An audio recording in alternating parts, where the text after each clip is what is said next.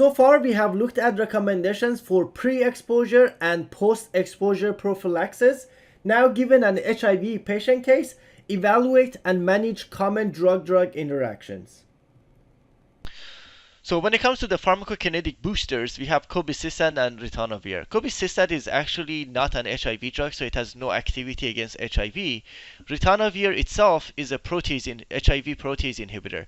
However, we actually don't use it for its protease inhibition because we use a lower dose. It's such a potent inhibitor of these enzymes that we actually use it at suboptimal doses. So the doses, 100 milligram of ritonavir is not enough to be active against HIV, but 100 milligram is such a potent inhibitor of these enzymes that we actually use it to boost the concentrations of other protease inhibitors.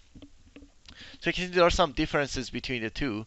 One thing in particular about Cobicistat is that it can actually artificially increase serum creatinine, and that's because it actually inhibits some of the secretion of serum creatinine. So it really does nothing to the GFR.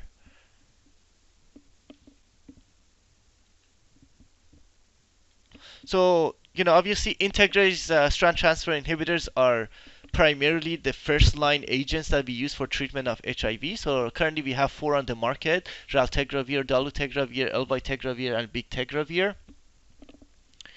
Elvitegravir is the only one that needs to be taken with food. They're pretty much all taken daily. Up until recently, raltegravir had to be taken twice a day, but now there's a new higher dose of it that you can actually take once a day. In particular, elvitegravir and bictegravir are actually substrates of 3A4. So elvitegravir itself actually needs to be boosted. So cobicistat will inhibit CYP3A4. So as a result, you will need less of elvitegravir. So the pills will be smaller, and also with the half-life that's a little shorter, 13 hours, you can still dose elvitegravir once a day because of that pharmacokinetic booster. Now, bictegravir, although it is a substrate of 3A4, it does not need boosting.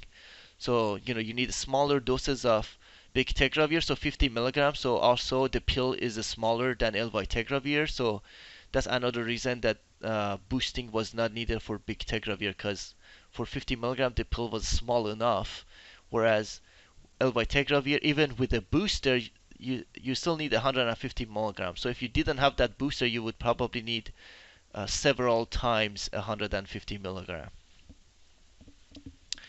So when it comes to drug interactions, elvitegravir will have the most, not because of elvitegravir itself, but because it has to come with cobicistat.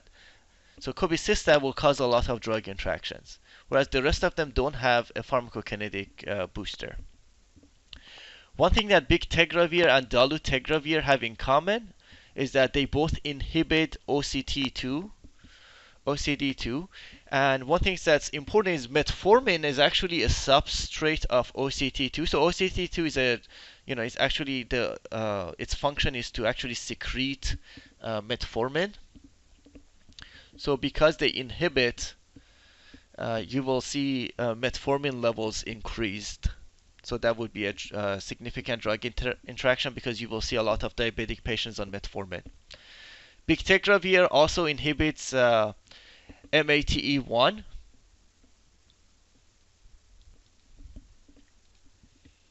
So let's look at some clinically significant drug interaction. So all integrase strand transfer inhibitors will interact with cations like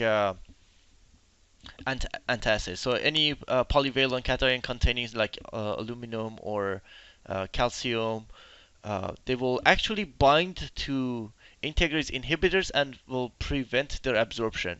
So for that reason, anything that contains a polyvalent cation should be avoided, or actually should be spaced out by 2 hours. So 2 hours before or after you give integrase strand transfer inhibitors.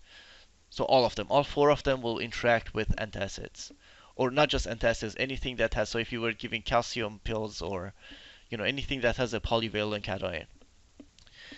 One thing that bictegravir and dolutegravir have in common is that they both will interact with metformin and dofetilide.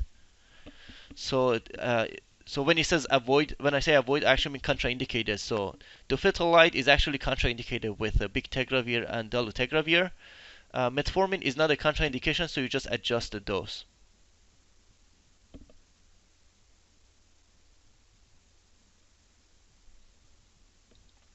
Now, there's a really good chance that cobicistat may also interact with dofetilide. However, it's not in the package insert at the moment. So they may just not have studied it, but be careful with cobicistat and dofetilide. I didn't see it in the package insert, but I suspect cobicistat will also interact with dofetilide. Bictegravir is also contraindicated with rifampin because rifampin is a strong inducer of CYP3A4 and bictegravir is a substrate, so rifampin should be avoided.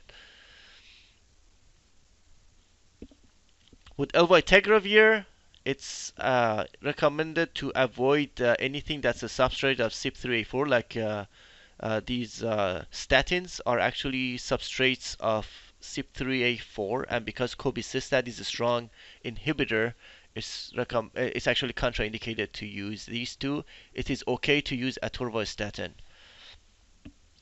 The same goes with salmeterol.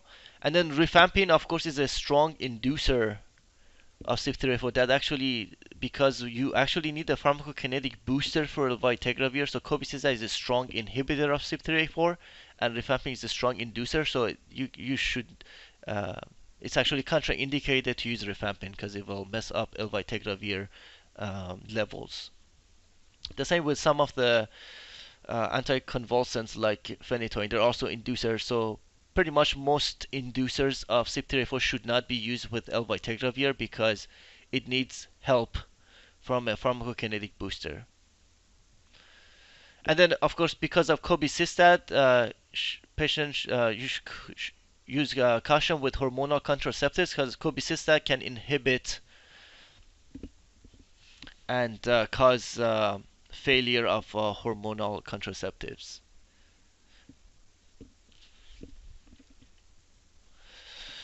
When it comes to protease inhibitor, of course, these are the three most common protease inhibitors, and of course they're boosted. And the reason they can be boosted is because they're all substrates of 3A4, so they're not usually renally cleared.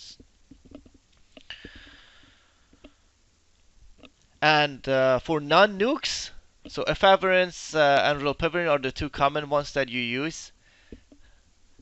Etravirenz actually for food you should take it after each meal. Food can actually increase etravirenz by 50%, so it's recommended to take it after meals. It doesn't necessarily mean empty stomach, but it just says take it after meals rather than with food. Now these are all CYP3A4 substrates. One thing that's special about efavirenz is that it's actually an inducer of CYP3A4. So you will also see a lot of drug interactions with efavirenz. So for protease inhibitors here and rilpivirine, here are some clinically significant drug interactions. So again, because protease inhibitors are boosted, you should avoid substrates of CYP3A4. So here are the three statins that are substrates of CYP3A4. Atorvastatin also has a separate mechanism of clearance, so it's not as strong. So it's only listed here for because it's in the package insert for itazanavir, boosted itazanavir, but it's okay to use atorvastatin with darunavir.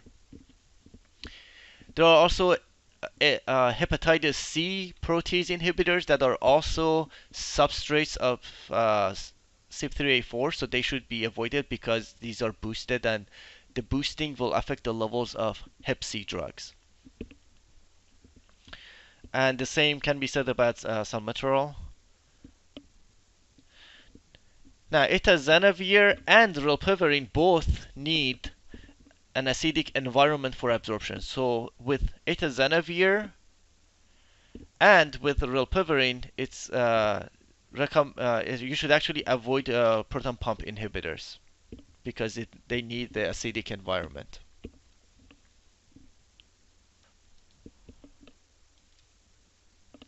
Now, here are some common drug interactions. So when it comes to drug interaction, typically most of the drug interaction will be with boosted protease inhibitors or boosted elvitegravir because of these, cobicistat and with protease inhibitors, they can be boosted either with cobicistat or with ritonavir. So that boosting will cause drug interaction. And then with the non-nukes, you primarily will see efavirenz interaction, but they're not as strong as those boosters because with the boosting, you can actually have contraindications, whereas with efavirenz, it's typically more of a caution, so you will monitor for drug interactions. So one thing that's important, especially with, actually, let me tell you. So when it comes to inhaled corticosteroids and beclomethasone is actually pretty green, so that meaning that there are no clinically significant interactions. So should you need, whether you have COPD or asthma patients, with HIV, beclomethasone will be your drug of choice if you need inhaled corticosteroid. This also applies to intranasal administration. But when it comes to fluticasone, please note that fluticasone is also available over the counter. So intranasal or Flonase, I should say. Flonase is the brand name. It's actually available over the counter. So note that boosted regimens are actually contraindicated. And so if a patient is on a boosted PI, they can actually walk to the pharmacy and grab Flonase. And so it's important to let them know that's contraindicated. Whereas triamcinolone is not really contraindicated. You just monitor for potential interactions. And so fluticasone and triamcinolone, these are basically for systemic administration, but fluticasone is also this contraindication also applies to intranasal, whereas triamcinolone intranasal doesn't have this interaction. Amlodipine and diltiazem are two drugs that you will commonly see. So there is interaction with boosted regimens and efavirenz. Not necessarily contraindication, but it's important to keep that in mind. So you will monitor patients' blood pressure and heart rate with diltiazem. Okay, so we are here at the local Walmart. We're gonna go check out the pharmacy.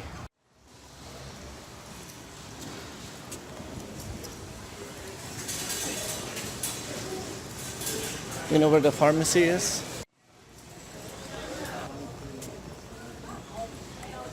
Okay.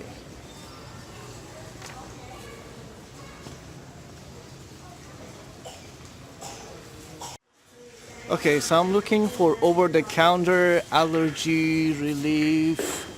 Okay, so they have Flonase and Nasocort. Oh, Cecilia, you're here. I have a HIV patient who's taking boosted regimen. They want Flonase. What do you think? No, that's a terrible idea. Flonase will interact with boosted regimen and non-nukes. Oh, what should I do then? Go this way. Nasocort. Nasocort? Yes. Oh, thank you. I'm here to help you.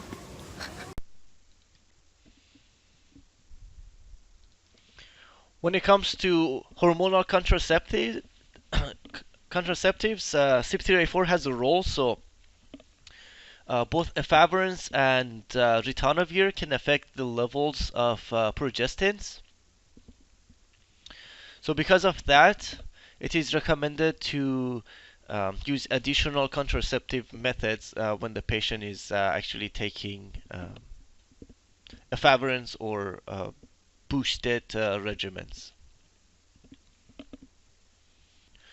So with these, they're not really contraindications, but it's important to let the patient know that these can make hormonal contraceptives ineffective or less effective. So uh, they should use alternative methods of contraception. So primarily with boosted and efavirenz.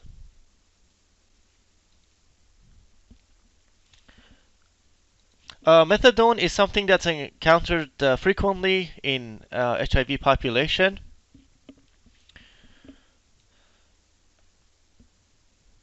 Methadone's metabolism primarily goes through CYP2B6 as the major pathway.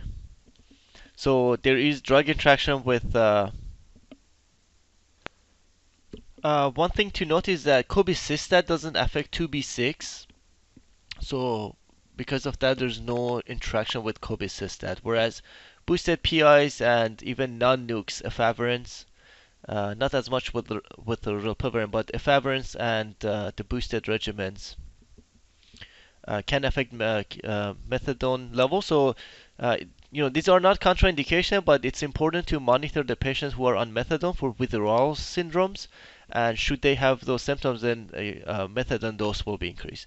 There's actually a 2017 IDSA guideline for pain management in HIV patients, and they have specific recommendations on how to manage methadone, which is beyond the scope of this course.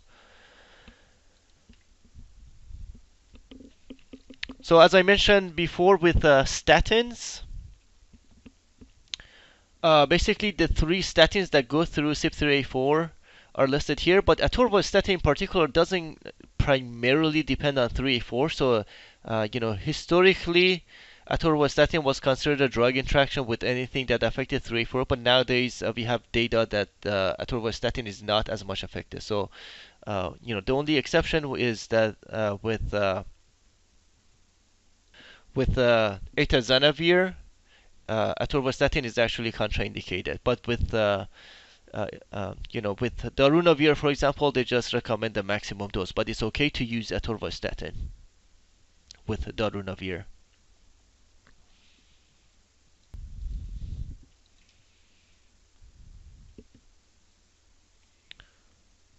So these two contraindicated with anything that has cobicistat or ritonavir. So anything that's boosted.